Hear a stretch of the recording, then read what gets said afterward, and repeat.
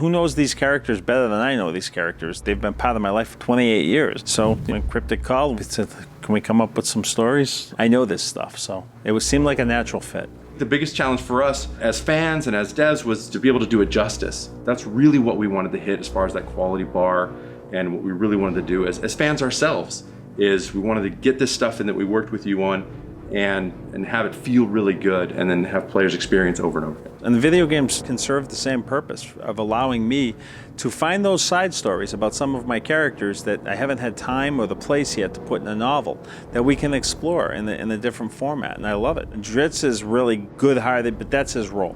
Drizzt is the hero. He's who I wish I had the courage to be. What we really wanted to do was make sure that we captured the essence of that iconic character. Not just Drizzt, but Point as well, and Bruenor.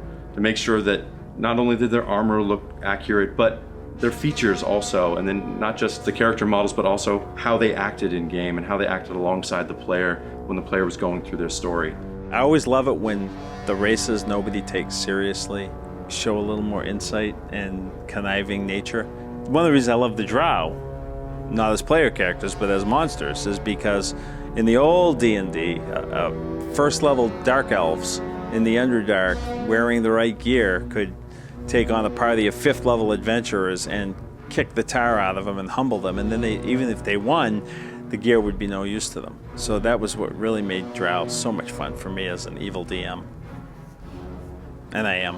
As I was realizing Gauntlgrim in the books, it was, going right over to the people at Cryptic, so we'd all have the same taste, the same flavor for the world in our thoughts and at the tip of our tongue when we were starting to describe it. And I think it translated beautifully because I've seen it now and I've played it now. And yeah, that's Gauntlgrim. And I see the Dwarven Throne Room and I go, yep, that's the Dwarven Throne Room. That works. It's funny because when I'm writing the books and I go to Icewind Dale, I just get this feeling like I've come home.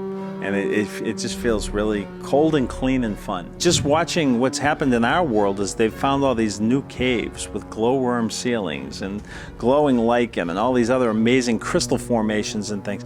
The Underdark just became a more interesting place. It's kind of like a truth call on the characters. There's unknowns there, there's mysteries, there's exploration that's possible there. You really get to know who people are when they're under pressure. Anybody can be kind and generous when everything's going well, but when that person's under pressure, that's when the true character comes out. I would DM a game for all of the people who read the short stories in the collected stories of The Legend of Drizzt, because that would include Melissa Roche, Sean Astin, Will Wheaton, Felicia Day, Weird Al Yankovic, David Duchovny, Ice-T. Can you imagine a D&D game with that crew?